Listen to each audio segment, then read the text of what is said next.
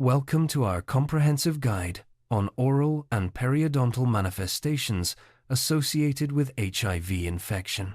In this video, we'll explore the various oral lesions, their diagnostic criteria, and management strategies. Understanding these manifestations is crucial for timely diagnosis and effective treatment, especially as oral lesions can be among the earliest indicators of HIV infection. We'll begin by outlining the types of oral lesions commonly seen in HIV-positive patients, then delve into their clinical features, diagnostic tests, and recommended therapies. By the end, you'll have a clear grasp of the key oral signs, their implications, and how best to manage them. Linear gingivitis is one of the periodontal diseases strongly associated with HIV infection. It is characterized by a marginal linear erythema across the attached gingiva, typically involving all teeth. Interestingly, the amount of supragingival plaque does not correlate with the severity of erythema, which distinguishes it from conventional gingivitis. The lesions often appear punctate and may coalesce, giving the saliva a bright red appearance. Despite intensive plaque removal and scaling, linear gingivitis does not respond as expected, and there is no loss of attachment or damage observed. This resistance to standard oral hygiene measures is a hallmark of HIV-related periodontal disease. Necrotizing ulcerative gingivitis, NUG, is another oral manifestation commonly seen in HIV-infected individuals. It often presents with a hidden onset, bleeding during toothbrushing, pain, and a characteristic halitosis. The gingiva appears intensely red and swollen, with yellow to grayish necrosis observed on the tips of the interdental papilla and gingival margins. NUG is typically limited to the soft tissue of the periodontium, mostly affecting the anterior gingiva. These features make NUG distinct from other forms of gingivitis, and its rapid progression requires prompt attention. Necrotizing ulcerative periodontitis, NUP, is a severe form of periodontal disease associated with HIV. Patients experience intense pain, localized soft tissue necrosis, ulceration, and interproximal cratering. Unlike typical periodontitis, NUP is not associated with deep pocket formation, but instead involves loss of crestal bone, coinciding with soft tissue destruction. Rapid horizontal bone loss can occur even in the absence of severe gingival inflammation. Tooth mobility is a common feature, and NUP is often linked to severe immune suppression, especially when CD4 cell counts drop below 280 cells, millimeters cubed. Necrotizing stomatitis represents the most severe form of periodontal infection seen in HIV patients. It involves extensive soft tissue and bony necrosis with sequestration. The condition closely resembles noma and cancrum oris, both of which are devastating oral diseases. Necrotizing stomatitis can occur in isolation or in combination with other periodontal diseases. A key distinguishing feature is its lack of response to plaque removal and good oral hygiene, making management particularly challenging. Early recognition and aggressive treatment are essential to prevent further tissue destruction. A notable characteristic of HIV-associated periodontal diseases is their lack of response to conventional treatments such as plaque removal and maintenance of good oral hygiene. These conditions may occur individually or in combination within the same patient. Unlike traditional periodontal diseases, HIV-related forms often persist despite intensive oral care, highlighting the need for specialized management strategies.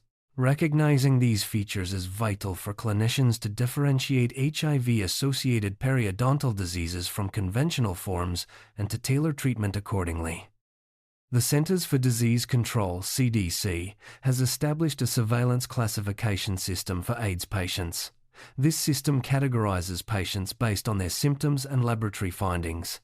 Category A includes those with acute symptoms or asymptomatic disease, often accompanied by persistent generalized lymphadenopathy. Category B encompasses patients with symptomatic conditions such as candidiasis, herpes zoster, oral hairy leukoplakia, and constitutional symptoms like fever, diarrhea, and weight loss. Category C is reserved for patients with outright AIDS, characterized by life-threatening conditions and CD4 plus T4 lymphocyte levels below 200 cells, millimeters cubed. Laboratory categories further classify patients based on CD4 counts. Category 1 is greater than or equal to 500 cells, millimeters cubed. Category 2, 200 to 499 cells, millimeters cubed. And Category 3 is less than 200 cells, m cubed. Oral lesions in HIV infection are classified into 3 groups based on their association with HIV. Group 1 includes lesions strongly associated with HIV, such as candidiasis, hairy leukoplakia, Kaposi's sarcoma, non-Hodgkin's lymphoma, and periodontal diseases like linear gingival erythema, necrotizing ulcerative gingivitis, and necrotizing ulcerative periodontitis. Group 2 covers lesions less commonly associated with HIV, including bacterial infections, salivary gland disease, thrombocytopenic purpura, and certain viral infections. Group 3 comprises lesions seen in HIV infection, such as actinomycosis, fungal infections other than candidiasis, nervous system disturbances, and recurrent aphthous stomatitis. This classification aids clinicians in identifying and managing oral manifestations in HIV-positive patients. Lesions strongly associated with HIV infection include candidiasis, hairy leukoplakia, Kaposi's sarcoma, non-Hodgkin's lymphoma, and periodontal diseases. Candidiasis can manifest as erythematous, pseudomembranous, or hyperplastic forms. Hairy leukoplakia presents as keratotic asymptomatic lesions with vertical striations, giving a corrugated appearance that does not rub off. Kaposi's sarcoma is a multifocal vascular neoplasm, appearing as nodules, papules, or macules in brown, blue, or purple hues. Non-Hodgkin's lymphoma and periodontal diseases like linear gingival erythema, necrotizing ulcerative gingivitis, and necrotizing ulcerative periodontitis are also prominent in this group. Group 2 lesions are less commonly associated with HIV infection. These include bacterial infections such as Mycobacterium avium and Mycobacterium tuberculosis, salivary gland diseases, thrombocytopenic purpura, and unspecified ulcerations. Viral infections and unilateral or bilateral swelling of major salivary glands also fall under this category.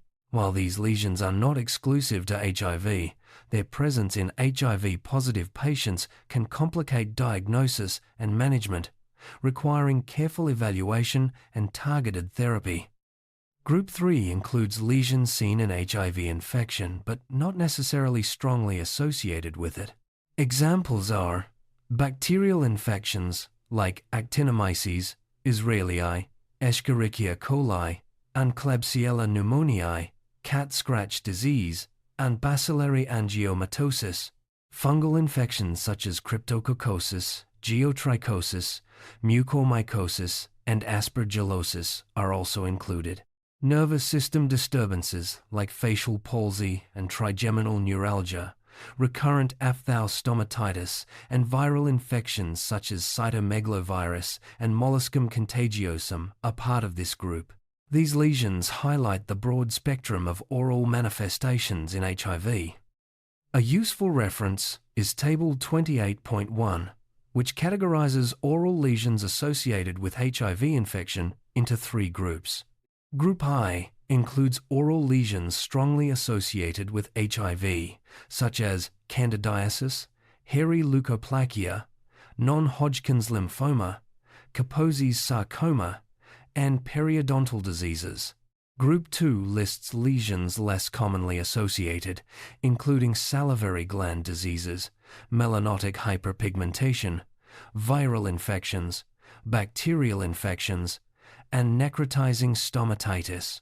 Group 3 features lesions seen in HIV infection, such as recurrent aphthous stomatitis, osteomyelitis, sinusitis, fungal lesions other than candidiasis, cytomegalovirus infection, and exacerbation of apical periodontitis.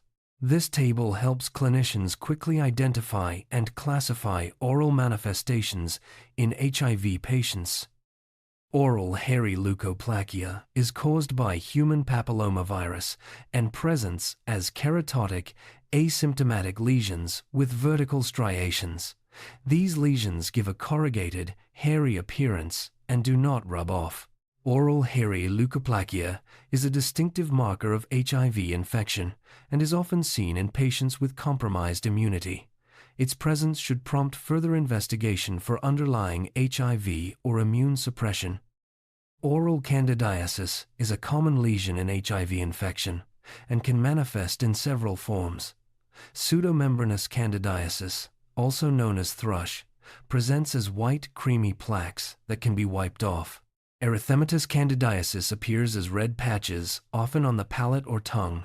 Hyperplastic candidiasis is characterized by thickened white patches that cannot be removed. Angular cheilitis involves inflammation and cracking at the corners of the mouth. These variants require different management strategies and are important indicators of immune status. Kaposi's sarcoma is a multifocal vascular neoplasm seen in HIV patients. It manifests as nodules, papules, or non-elevated macules, usually brown, blue, or purple in color. These lesions can appear anywhere in the oral cavity and may cause discomfort or bleeding. Kaposi's sarcoma is strongly associated with HIV and can be a sign of advanced disease. Early detection and management are crucial to prevent progression and complications. Bacillary angiomatosis is an infectious vascular proliferative disease seen in HIV patients. It appears as red, purple, or blue, edematous soft tissue lesions that may cause destruction of the periodontal ligament and bone. This condition is rare but can be severe, leading to significant oral and periodontal damage. Prompt diagnosis and treatment are essential to prevent further complications. Oral hyperpigmentation is another manifestation seen in HIV-infected individuals. It presents as dark patches or spots in the oral mucosa, often due to medication or immune suppression. While not exclusive to HIV, its presence can indicate underlying disease or drug effects. Monitoring and documenting oral pigmentation changes are important for comprehensive patient care. Atypical ulcers and delayed healing are frequently observed in HIV-positive patients. These ulcers may be persistent, painful, and resistant to conventional treatments. Delayed healing is often due to immune suppression, making even minor oral injuries problematic. Clinicians should be vigilant for these signs, as they may indicate worsening immune status and require specialized management. Diagnosing HIV infection relies on serological testing, which is the most common approach. HIV antibody testing, including enzyme-linked immunosorbent assay, ELISA, and Western blot, is highly sensitive. Direct assays for HIV infection include detection of P24 antigen, HIV-1 RNA, and HIV-1 provisional DNA. HIV-L culture is also used in some cases. These tests help confirm HIV status and guide further management. Screening for HIV antibodies is typically performed using ELISA, which is highly sensitive and effective for initial detection. Confirmatory tests include the Western blot assay and polymerase chain reaction, PCR, which provide definitive results. These tests are essential for identifying HIV-infected individuals and determining their immune status, which is critical for planning treatment and monitoring disease progression. The primary management goals for HIV-infected patients are to reduce viral load, halt disease progression, and prevent resistant variants. Immunologic goals include immune reconstitution, both quantitatively and qualitatively to prevent opportunistic infections and malignancies. Achieving these goals requires a combination of antiretroviral drugs and regular monitoring of immune status. Effective management improves quality of life and long-term outcomes for HIV patients. Anti-HIV drugs are classified into nucleoside-based and non-nucleoside-based inhibitors of reverse transcriptase. Nucleoside reverse transcriptase inhibitors, NRTIs, include azithromycin, AZT, stavudine, and lamivudine. Non-nucleoside reverse transcriptase inhibitors, NNRTIs, include viramune and nevirapine. Protease inhibitors such as ritonavir and indinavir are also used.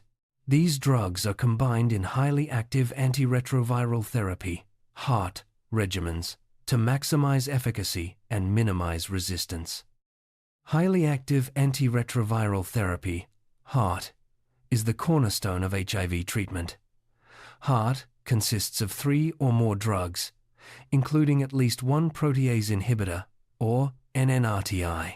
This combination, often referred to as the drug cocktail or triple therapy, is designed to suppress viral replication, restore immune function, and prevent resistance.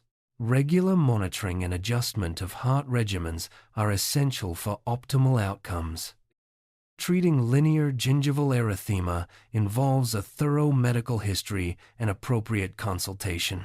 Scaling of affected areas and oral hygiene instructions are provided, followed by intrasulcular irrigation using 10% povidone iodine. Patients are advised to use 0.12% chlorhexidine mouth rinse twice daily. Antifungal agents like nystatin oral suspension and clotrimazole may be prescribed, but systemic antifungals such as ketoconazole or fluconazole are preferred for long-term use due to better compliance and reduced risk of tooth decay. Follow-up is scheduled at 1 day and 1 week post-initial therapy, with recalls every 4 weeks until stability, then every 3 to 6 months. Management of necrotizing ulcerative gingivitis starts with medical history and consultation. Scaling of affected areas and oral hygiene instructions are essential. Intrasulcular irrigation with 10% povidone iodine and 0.12% chlorhexidine mouth rinse are recommended. Antifungal agents like nystatin and clotrimazole may be used, but systemic antifungals are preferred for long-term therapy. Follow-up is scheduled at 1 day and 1 week post-initial therapy, with recalls every 4 weeks until periodontal condition is stable, then every 3 to 6 months.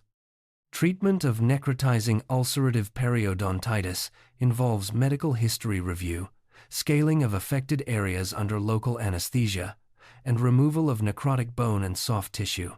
Intrasulcular irrigation with 10% povidone iodine and oral hygiene instructions are provided.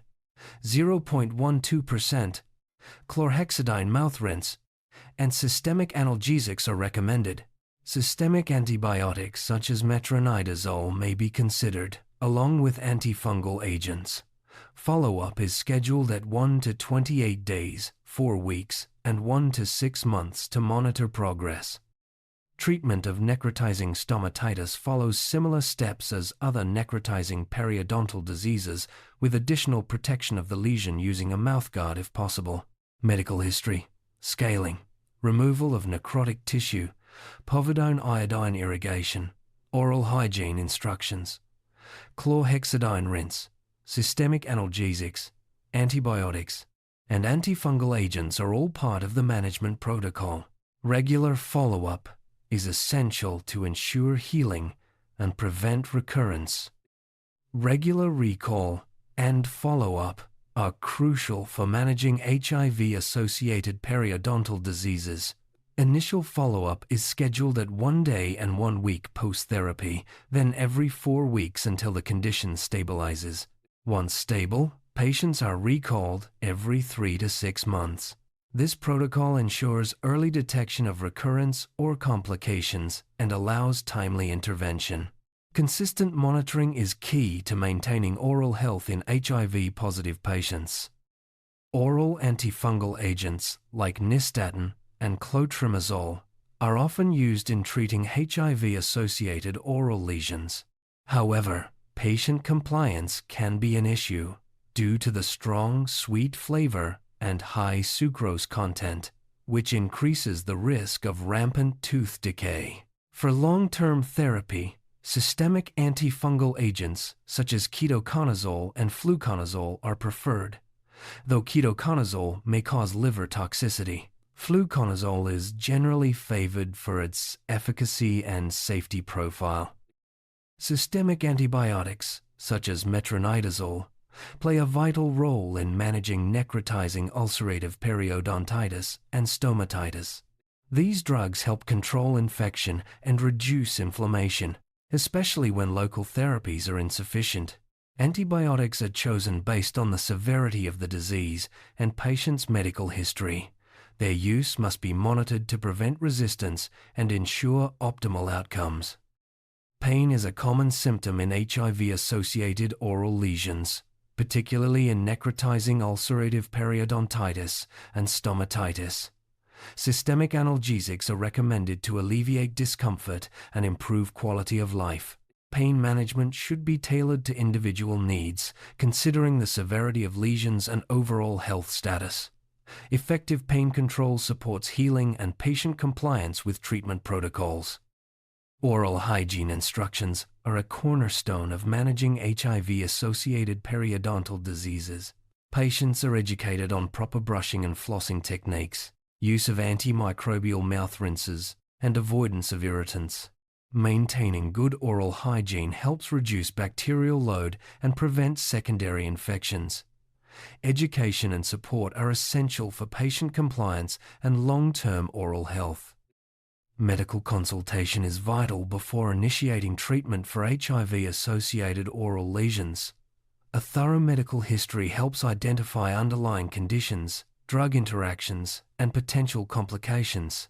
Collaboration with the patient's physician ensures safe and effective management, especially when systemic therapies are required. This multidisciplinary approach enhances patient outcomes and minimizes risks. Intracellular irrigation with 10% povidone iodine is a key step in managing HIV-associated periodontal diseases. This technique helps reduce microbial load and promote healing in affected areas. Proper irrigation requires skill and precision to avoid tissue damage and ensure effective delivery of the solution. Combined with scaling and oral hygiene, intracellular irrigation enhances treatment outcomes. Chlorhexidine mouth rinse 0.12% is widely used in the management of HIV-associated oral lesions. It provides broad-spectrum antimicrobial activity, helping control plaque and reduce inflammation. Patients are instructed to use the rinse twice daily for optimal results. Chlorhexidine is safe and effective, but prolonged use may cause staining or altered taste, so monitoring is necessary. Scaling and root planing are essential procedures for managing HIV-associated periodontal diseases. These techniques remove plaque and calculus from affected areas, promoting healing and reducing inflammation. Local anesthesia may be required for patient comfort, especially in severe cases. Regular scaling and root planing help maintain periodontal health and prevent disease progression. Removing necrotic bone and soft tissue is crucial in treating necrotizing ulcerative periodontitis and stomatitis. This procedure helps eliminate sources of infection and promotes healing. It must be performed carefully to avoid further tissue damage. Combined with antimicrobial therapy and oral hygiene, removal of necrotic tissue is a key step in comprehensive management. Protecting oral lesions, especially in necrotizing stomatitis, is important to prevent further injury and promote healing. Using a mouthguard can shield affected areas from trauma during eating or speaking. This simple measure, combined with medical therapy, enhances recovery and reduces discomfort. Patients should be instructed on proper use and care of mouthguards. Monitoring CD4 cell counts is essential in HIV management as it guides treatment decisions and predicts disease progression. Severe immune suppression, indicated by CD, 4 counts below 280 cells, mm², is associated with advanced periodontal disease and increased risk of oral lesions. Regular laboratory testing helps clinicians adjust therapy and prevent complications. Rapid horizontal bone loss is a unique feature of HIV-associated periodontitis, occurring even in the absence of severe gingival inflammation. This phenomenon is linked to immune suppression and aggressive disease progression. Tooth mobility is common, and early intervention is necessary to preserve oral function and prevent tooth loss. Interproximal cratering is a hallmark of necrotizing ulcerative periodontitis. It refers to the loss of soft tissue between teeth, creating a crater-like appearance. This feature is associated with severe pain, ulceration, and necrosis. Recognizing interproximal cratering helps clinicians diagnose advanced periodontal disease and initiate appropriate treatment. Nervous system disturbances such as facial palsy and trigeminal neuralgia can occur in HIV-infected patients. These conditions may present as sudden weakness or pain in the facial muscles, complicating oral care and hygiene. Early recognition and referral to specialists are important for managing these neurological manifestations. Recurrent aphthous stomatitis is frequently seen in HIV-positive patients. These are painful, recurring ulcers in the oral mucosa, often resistant to conventional treatments. Their presence may indicate immune suppression and require specialized therapy. Managing aphthous ulcers involves topical and systemic medications, along with supportive care. In summary, HIV infection is associated with a wide range of oral and periodontal manifestations. These include linear gingival erythema, necrotizing ulcerative gingivitis, necrotizing ulcerative periodontitis, necrotizing stomatitis, candidiasis, hairy leukoplakia, Kaposi's sarcoma, and more. Early diagnosis, tailored management, and regular follow-up are essential for maintaining oral health and improving quality of life in HIV-positive patients. Understanding the unique features of these lesions helps clinicians provide effective care and support. Recognizing and managing oral manifestations of HIV is critical for comprehensive patient care. These lesions often signal underlying immune suppression and can be among the first signs of HIV infection. Clinicians should maintain a high index of suspicion, collaborate with medical professionals, and ensure regular monitoring. With proper diagnosis and treatment, patients can achieve better oral health and overall well-being. Stay informed and proactive in addressing the oral health needs of HIV-positive individuals.